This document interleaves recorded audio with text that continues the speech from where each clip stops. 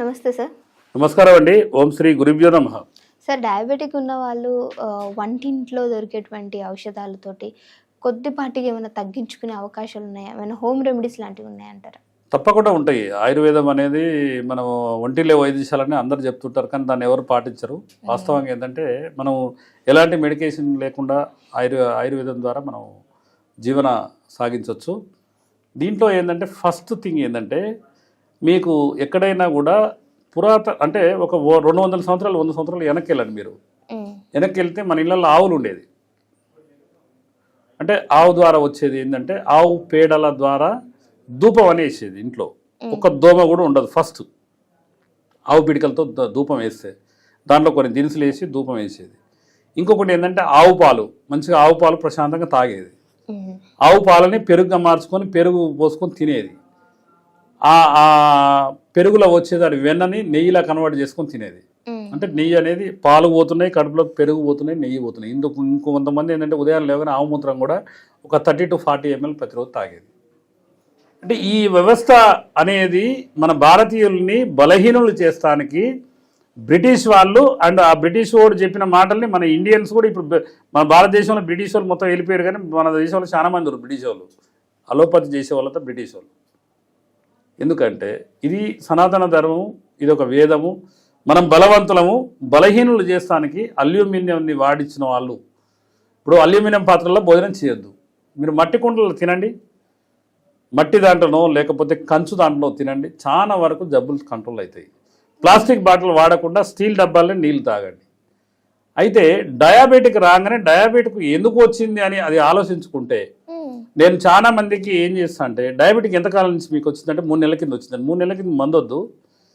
మన ఇంట్లో దాల్చిన చెక్క ఉంటుంది. దాల్చిన చెక్క పౌడర్ని ఉదయం 1 చెంచా, సాయంత్రం 1 చెంచా, 2 గ్లాసులు నీళ్ళు పోసి 1 గ్లాస్ వరకు మరగబెట్టుకొని ఉదయం ఒక గ్లాసు, సాయంత్రం 1 గ్లాసు గినక టీ లాగా తాగలిగితే అద్భుతమైన ఫలితాలు పొందుతాం. దాల్చిన చెక్క. ఇంకొకటి ఏంటంటే మెంతులు మన ఇంట్లో ఉంటాయి. మెంతులను ఏం చేయాలంటే ఉదయం 2 చెంచాలు, సాయంత్రం 2 చెంచాలు, ఉదయం 2 చెంచాలు ఎర్లీ మార్నింగ్ నానబెట్టి రాత్రి తాగి పడుకోవాలి. రాత్రి మేము సేమ్ 2 చెంచాల మెంతులు నానబెట్టి ఉదయాన్నే తాగాలి. ఇది అద్భుతమైన ఫలితాలు ఇస్తుంది. ఇంకొకటి ఏంటంటే నైట్ గినక ఉదయం కొర్రలు నానబెట్టుకొని రాత్రి గినక వంట చేసుకొని కొర్రలు కానీ, సామలు కానీ, అరకలు కానీ, ఊదలు కానీ, అండ్రు కొర్రలు కానీ వాటిని 5 ఉదయం ఏదైనా 2 టీ గ్లాసులు నానబెట్టుకొని రాత్రి వంట చేసుకొని చల్లారిన తర్వాత పాలు పోసి గంత పెరుగు తోడేసి ఉదయాన్నే తింటే ఈ టిఫిన్లు ఇడ్లీ, పూరి, దోశ, వడ ఇవన్నీ మన సాంప్రదాయం కాదు, మన సంస్కృతి కాదు. ఈ పెరిగన్నం గినక అది ప్రోబయోటిక్స్ వస్తాయి కాబట్టి ఉదయం గినక తింటే మీకు 4 గంటల వరకు ఆకలి కాదు. మళ్ళీ ఉదయం తిన్న తర్వాత ఒక 4 o'clock వరకు ఏదో దానిమ్మ జ్యూసో లేకపోతే జొన్న రొట్టో ఏదైనా తీసుకుంటే 100% అసలు షుగర్ అనేది 100% కంట్రోల్లో ఉంటుంది. ఇంకొకటి ఏంటంటే 8 గంటల ప్రశాంతమైన నిద్ర పోవాలి. ఇంకొకటి ఏంటంటే వారానికి ఒకసారి ఈ కడుపు శుద్ధి కార్యక్రమం అంటే ఆముదం టీ గ్లాస్ పాలల్లో ఒక 2 చెంచాల ఆముదం వేసుకొని కొద్దిగా గోరువెచ్చగా ఉన్నప్పుడు వారానికి ఒక 2 సార్లు 3 సార్లు కనుక తీసుకుంటే ఈ పొట్ట శుద్ధి అనేది జరిగి పొట్ట రోగాల ఫస్ట్ పొట్ట అనేది శుద్ధి ఉండాలి. ఈ విధంగా కనుక చిన్న చిన్న రెమెడీలు దాల్చిన చెక్క టీ తాగుతూ మెంతుల్ని ఉదయం సాయంత్రము తీసుకుంటూ మనము ఈ పెరుగన్నం, సద్య అన్నం అని ఇప్పుడు అనేక మంది హోటళ్ళు వెలుస్తున్నాయి. అంటే పురాతన వైద్యం మళ్ళీ వస్తుంది మనకు. కాబట్టి ఇవన్నీ కనుక ప్రక్రియ చేయగలిగితే 100% డయాబెటిక్ లేని జీవితం గడపచ్చు.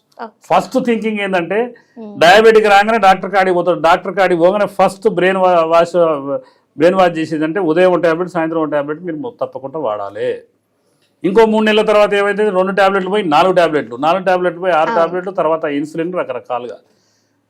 ప్రతిరోజు వాకింగ్ పోతే ఉదయం సాయంత్రం కనుక వాకింగ్ పోతే 100% షుగర్ అనేది ఉండదు. 60 అడుగులు వేస్తే 600 రోగాలు పరారైతాయని మన వేదాలలో చెప్తుంది. కానీ ఈరోజు ప్రక్రియ ఏంటంటే మనం 9 గంటలకు లేవాలి, దన్న బ్రష్ చేసుకొని రకరకాల పోవాలి.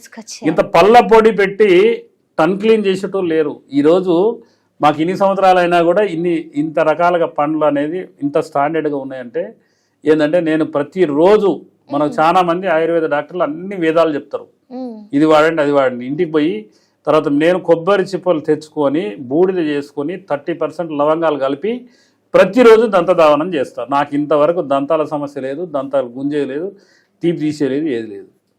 అంటే ఇట్లాంటి అన్ని చిన్న చిన్న చిట్కాలు చేసుకుంటే మన ఆరోగ్యం బాగుపడుతుంది.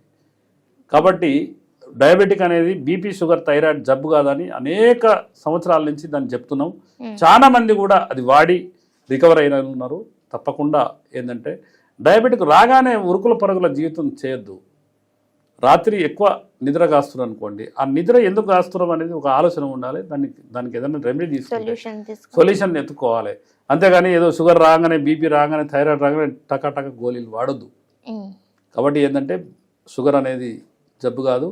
ఇంకొకటి ఏంటంటే అనేక రకాల సంవత్సరాల నుంచి మేము సీతాఫల ఆకులు కానీ, మామిడి ఆకులు కానీ, జామ ఆకులు కానీ క్షారం తీసి పౌడర్ తీసుకొని పావు చెంచా తాగమని చెప్తాం. నెంబర్ ఆఫ్ రకరకాలుగా మన జీవన విధానానికి ఎన్నో రకాల మార్గాలు ఉన్నాయి. అది ఏంటంటే బీపీ, షుగర్ జబ్బు కాదని. కాబట్టి తప్పకుండా 100% మనకు ఆయుర్వేదంలో సొల్యూషన్ దొరుకుతాయి. Okay, thank you so much sir, చాలా చక్కటి ఇన్ఫర్మేషన్ అందించారు. ధన్యవాదాలమ్మా.